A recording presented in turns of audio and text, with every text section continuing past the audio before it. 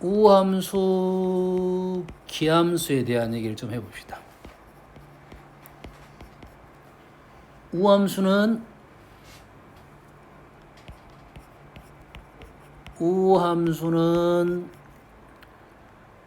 y축 대칭이죠.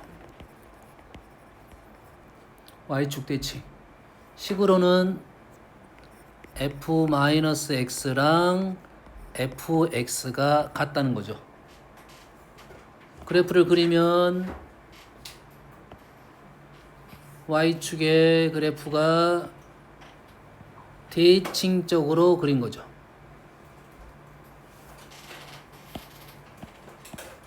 하나의 예시야.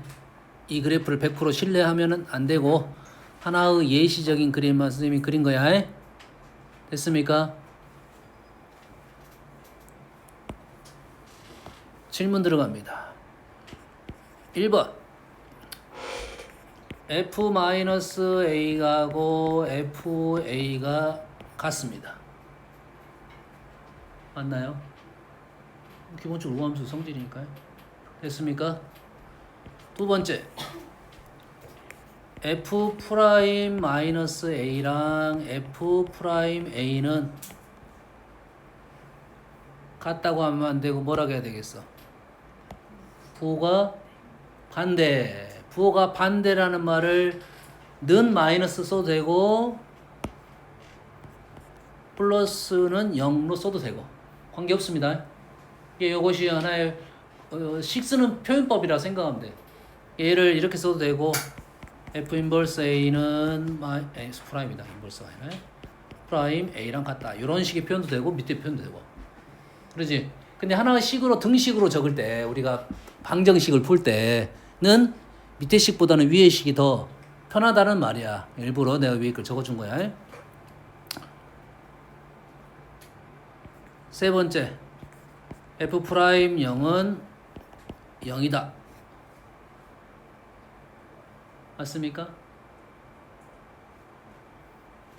맞아? 얘는 틀립니다.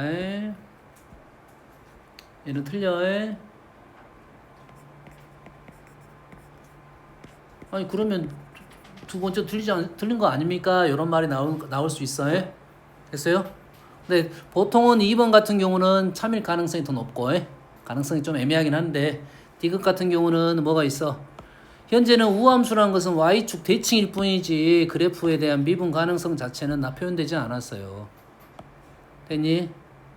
대표적인 예가 있잖아요.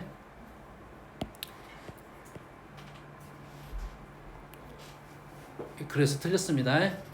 y축 대칭만 갖고 생각을 해야 돼. y축 대칭. 오른쪽 왼쪽이 같다. 그럼 변화율은 뭐 기본적으로는 하나는 증가 하나는 감수니까 0이 될 수 있겠다. 이런 생각인데 이것도 엄밀히 말하면 이제는 미분 가능성이 존재하지 않을 수 있겠잖아. 존재하지 않을 수 있겠다 이 말이지. 뭔 말인지 알겠나요? 그래서 보통적으로 이렇게 주로 얘기를 한다 이 말이야. 다시 말해서 우함수가 나오면 이놈을 적어놓고 갈 것이다 이 말이에요. 여기에 적분으로 넘어가면 왼쪽하고 오른쪽 넓이가 지금 대칭 쪽으로 나오면 두 가지로 할 거 아니라 하나만 계속 계산하겠다 이거지. 2배 하겠다 요런까지. 두 번째 기함수입니다. 기함수는 0,0인 원점 대칭이야. 식으로는 fx 더하기 f-x가 0이라는 식을 주로 쓰고 있는데 보통 이 식보다는 우리는 f-x는 마이너스 fx를 보통 쓰는데 기함수의 일반 표현법이 이 표현법입니다. 원래 정확한 표현법은 요놈을 2로 나눈 것까지가 우리가 폼을 인정을 해야지 다음에 변형에 대한 얘기를 할 수가 있는 거라고. 0,0이라는 점이 a, b로 바뀔 수 있겠지. 그러려면 요 폼이 정확한 폼입니다. a, b 위에 있는 것은 y축이라고 보기에는 그러면 x는 0이라는 선대칭이야. 이게 위에 거는 x축 대칭밖에 없습니다. x축 평행 이동밖에 없어요. x축으로 이렇게 이동하는 거예요. 이렇게. 그러면 똑같은 성질을 갖고 있어. 다음에 우함수적 형태를 갖고 있는 평행 이동은 얘가 움직이면서 얘가 평행 이동되면서 똑같은 성질을 그대로 유지하면서 갈 거라고. 됐니? 그래서 여기서 마찬가지로 질문. 여기서 첫 번째 f-a랑 fa를 더하면 뭐가 된다? 0이 되겠다 이 말이 되겠지. 됐습니까? 두 번째 f-a랑 프라임하고 f'a는 어떤다? 같더라 이 말이겠죠. 맞나요?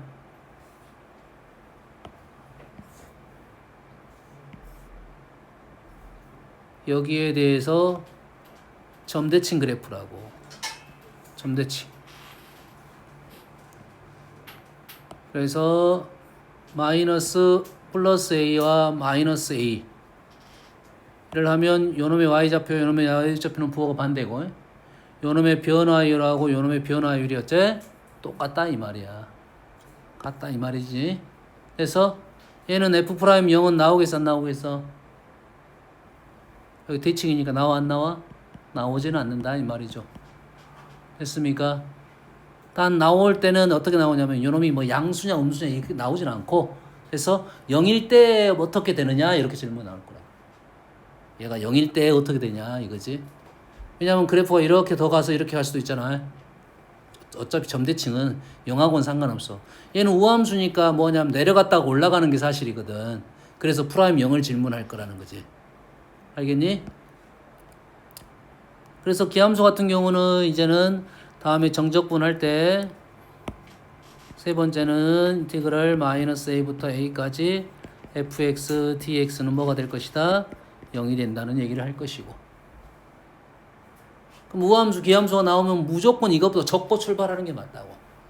평행이동 되더라도. 이해되십니까? 우함수 기함수 나오면 요걸 먼저 적어놓고 문제를 풀자는 소리고 특히라도 뭐 2차 함수 우리가 우함수 기함수가 확실한 거 있잖아. 1차 함수 2차 함수, 3차 함수. 사실 1차 함수는 굳이 이것까지 생각 안 해도 이거 풀려. 왜냐면 직선만 생각하니까 굳이 이걸 생각 안 해도 상관없이 풀리는 거. 2차 함수 나왔다는 것은 우함수 성질을 분명 알고 판단하면서 문제를 풀어달라는 소리야. 3차 함수 나왔다는 것은 기함수적 성질을 알고 문제를 풀어달라는 또 요구사항이 분명히 있습니다. 알겠나요?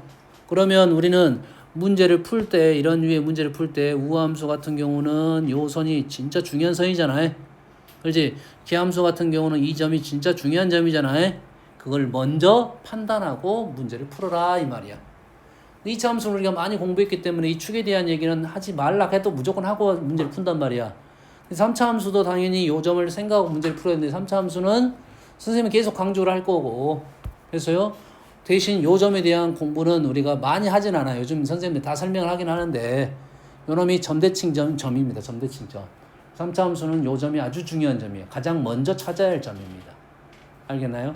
그러면 요걸 찾는 방법이 있겠지. 그걸 어떻게 찾느냐 요런 것만 공부를 하면 되겠습니다. 이해되시죠? 됐습니까? 자, 4차 함수에 대한 얘기는 4차 함수는 우기가 깨집니다. 우기가 깨져. 4차 함수는 근데 우함수가 되는 경우가 있어. 한 가지, 두 가지 정도 있는데 우함수가 되는 경우는 이러한 경우야. 이러한 경우만 특별한 케이스로 문제가 나오겠지.